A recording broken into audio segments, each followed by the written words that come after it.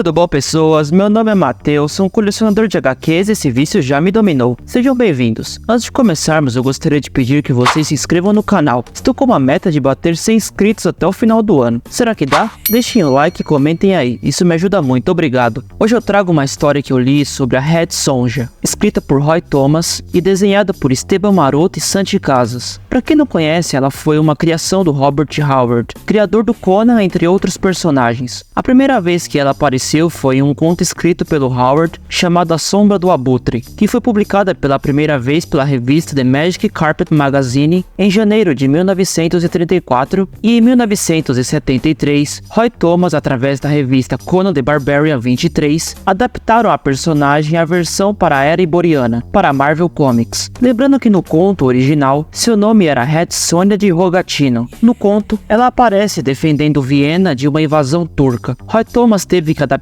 seu nome para Red Sonja, entre outros aspectos visuais. Porém, a essência da personagem já estava no conto, seus cabelos ruivos e uma mulher guerreira muito forte. Quando Thomas a adaptou nos contos do Conan, Barry Windsor Smith a desenhava. Ele retratava suas roupas como sendo cotas de malhas e uma espécie de calção. Roy Thomas odiava. Um dia Thomas recebe um desenho de Esteban Maroto, uma Red Sonja desenhada com uma espécie de biquíni de ferro. No que mais pra frente, foi incorporado as histórias da ruiva na revista do Conan, como sendo seu visual característico e, por que não, definitivo. Red Sonja nunca teve uma origem estabelecida. Em 2018 isso mudou. Revivendo ideias do passado, Esteban Maroto, Santi Casas, junto de Roy Thomas, decidem dar uma versão de origem para a guerreira de cabelos vermelhos. Vamos a ela. Big Mac, but they call it Lil Big Mac.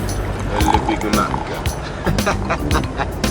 What they call it? Nossa história começa com o deslumbre de um castelo, enquanto uma figura montada em cima de um cavalo se aproxima do castelo. Dentro do palácio, vemos um homem sentado em seu trono. Ele está dando um discurso. Ele fala com um cálice de vinho em sua mão, de como ele era tolo quando jovem, de que bens materiais e prazeres da carne era a única coisa valiosa a se possuir. No entanto, agora que ele está velho, ele percebeu que não vale de nada os bens materiais, sem a juventude para poder desfrutar de tudo. O homem fazendo o discurso era o rei daquele castelo, Rei Talos. Ali no hall, seus subordinados, seus guerreiros. Vemos ali que um dos soldados de Talos o trouxe a princesa daquelas terras, a última com sangue real. Afinal, Talos tomou aquele reinado à força. O tirano fala que ele queria aquela princesa, pois ele queria formar uma dinastia. Porém, ele não está mais feliz com nada daquilo, pois ele percebeu que suas conquistas não adiantará de nada, afinal, um dia ele irá morrer. Talos se vira para uma mulher conhecida como ser um bardo, uma espécie de poetisa. Criava canções para Talos. O rei a questiona se ela já compôs uma música para o último reino que eles tomaram. A poetisa fala que está sem inspiração ultimamente. Talos a ameaça de tortura. Porém, a poetisa fala que não será necessário, pois ela irá compor uma canção naquele exato momento e pretende cantar na hora certa. Talos fala que inspiração para criar a canção é o que não falta, podendo usar a terra desolada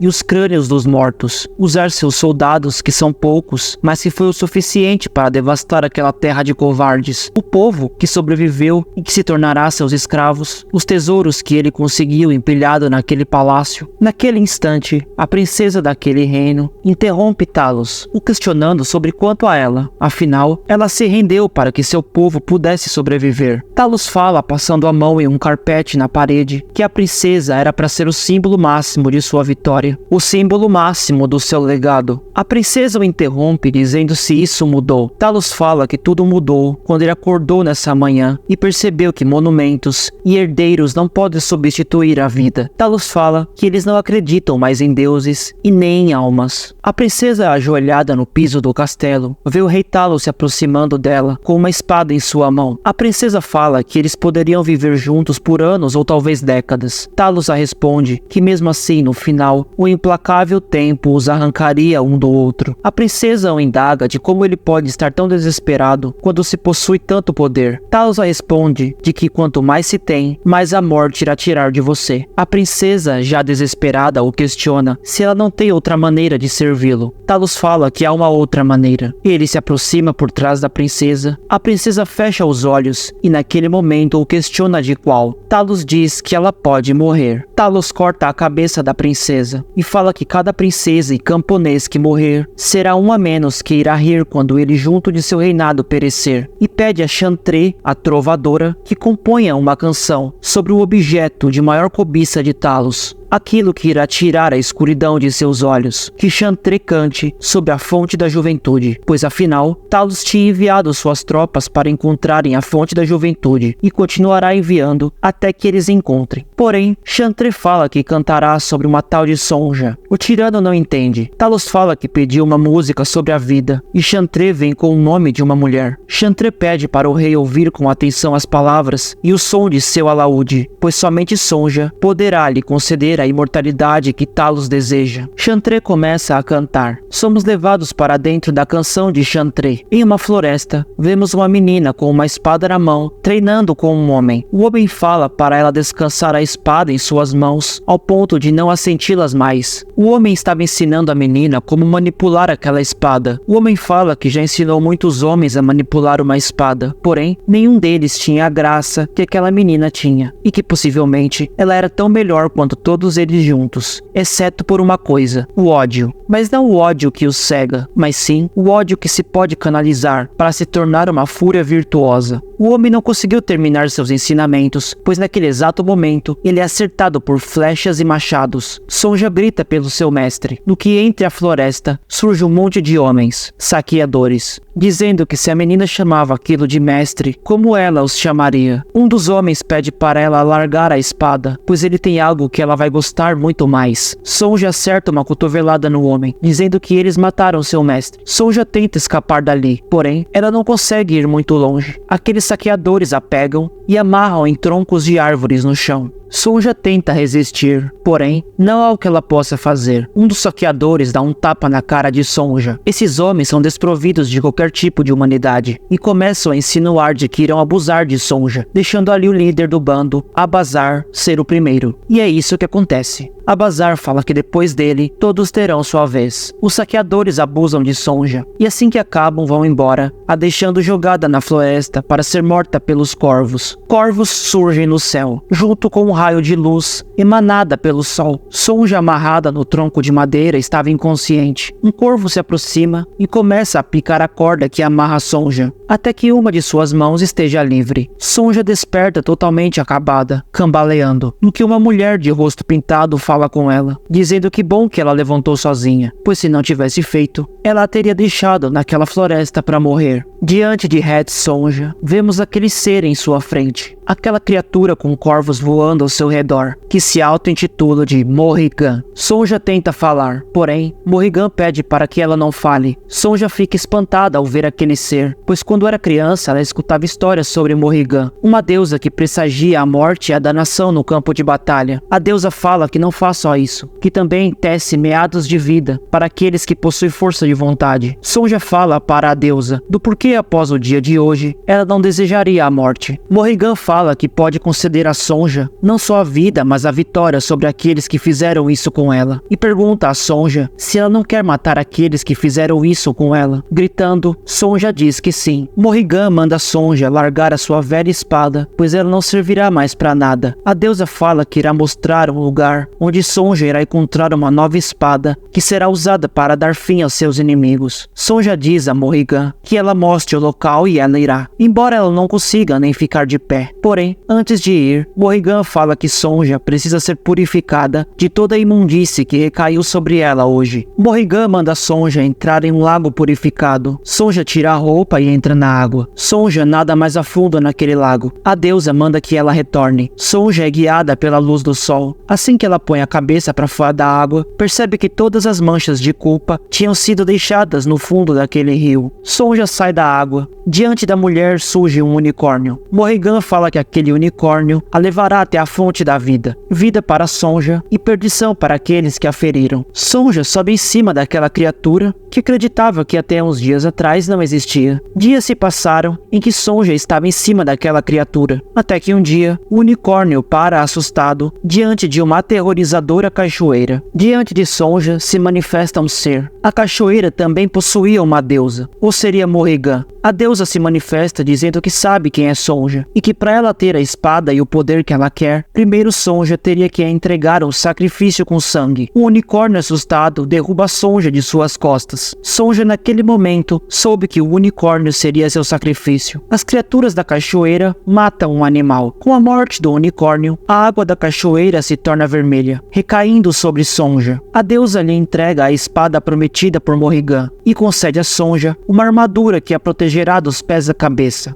No entanto, Sonja grita com a deusa, dizendo que não quer que seu corpo seja coberto dos olhos dos homens. E assim a deusa acata, lhe concedendo uma espécie de biquíni prateado. Sonja empunha sua espada ao alto, dizendo que os homens perniciosos vejam a mulher que porta a espada que os arrancará a vida. Naquele momento, a menina que foi vítima da crueldade dos homens maus desaparece, dando lugar a Red Sonja, a espadachim demoníaca. O primeiro a conhecer o poder de Red Sonja foi a criatura que matou o unicórnio, uma espécie de escorpião. Após isso, ela foi ao encontro daqueles que a fizeram sofrer. Ela matou um por um daqueles saqueadores. O chefe daqueles saqueadores tinham deixado seus homens irem na frente para morrer por ele. Porém, cedo ou tarde era inevitável sua morte. Red Sonja se depara com o líder de seus abusadores e alguns de seus homens. Red Sonja massacra seu líder e o resto daqueles saqueadores. Enquanto morriam, os saqueadores não conseguiam entender como era possível aquela mulher estar fazendo tudo aquilo. Foi um massacre. Quando o último saqueador caiu, Morrigan apareceu diante de Sonja, dizendo para ela parar, pois já estão todos mortos. Morrigan manda Red Sonja partir daquele local, dizendo que nenhum homem a possuirá, a menos que a vença em uma batalha. Red Sonja fala que isso nunca acontecerá. A deusa fala que talvez sim, talvez não, e que agora o que Red Sonja tem que fazer para se libertar do medo de sair de uma vítima impotente para um monstro imparável é encontrar aqueles que cometem o mal contra inocentes e fazer justiça. Só assim, através de um ato de justiça puro, cauterizará as feridas causadas no dia de hoje. Red Sonja, em cima de seu cavalo, chega até um castelo. Nós voltamos para o castelo de Talos. Chantré diz ao tirano que cantaria quando chegasse a hora, e esse momento está próximo. Diante do castelo, uma mulher de cabelos vermelhos se aproxima da porta do castelo. Um guarda de Talos adentra a sala do rei, gritando por sua majestade. Talos o questiona do porquê o guarda está ali e não protegendo o portão. O guarda fala que é uma mulher no portão, seminua, portando uma espada, e que ela tem um ar muito diferente e assustador. Talos o questiona dizendo por que não a matou. Afinal, o guarda já matou incontáveis mulheres antes e manda ele ir matá-la. Na porta de entrada do castelo, Red Sonja é confrontada por um soldado. O soldado a manda ficar parada em nome do rei Talos. Red Sonja fala ao guarda que sente como se estivesse sido enviada até esse tal rei Talos e pede ao guarda que a conte mais sobre esse rei. O rei Talos tinha dado ordens para matar a mulher de cabelos vermelhos. Porém, quando a mulher mencionou a fonte da juventude ao guarda, Talos decidiu que queria vê-la. Talos fala que ele ficou curioso sobre o que essa mulher sabe sobre a fonte da juventude. Após tiver a informação, ele irá cortar sua cabeça. Enquanto Talos conversa com seus lacaios, Red Sonja é escoltada por guardas até a sala do rei. Talos e seus lacaios escutam barulhos na escada, no que surge a mulher de cabelos de fogo diante deles, Red Sonja. Red Sonja olha para o tirano e diz que era ele então que ela tinha que encontrar. Talos fala que não sabe do que ela está falando e que foi ele quem a procurou. Talos manda Red Sonja falar a localização da fonte. Red Sonja fala que se banhou nessas águas não faz muito tempo. Se foi real ou não, ela não sabe. Porém, não é por isso que ela estava ali. A garota de cabelos vermelhos, na verdade, não sabia por que estava ali. No entanto, quando ela vê o corpo da princesa no chão decapitada, ela soube imediatamente. Talos fala que aquela mulher não era nada e manda Sonja falar sobre a fonte. Red Sonja fala que Talos nunca irá se banhar na fonte da vida e nem em nenhuma outra. A garota de cabelos de fogo fala a Talos que enquanto estava cavalgando por este reino, ela viu muita terra subjugada. Porém, ela viu muitos homens furiosos, armados, indo em direção a esse palácio. Sonja fala para Talos que ele achou que tinha derrotado o povo daquelas terras. Porém, eles só estavam esperando até que ele e seu pequeno exército achassem que estivessem conquistado o reino e se encurralassem naquele castelo. E assim que o povo chegar ali e verem que Talos matou sua princesa, eles não terão piedade.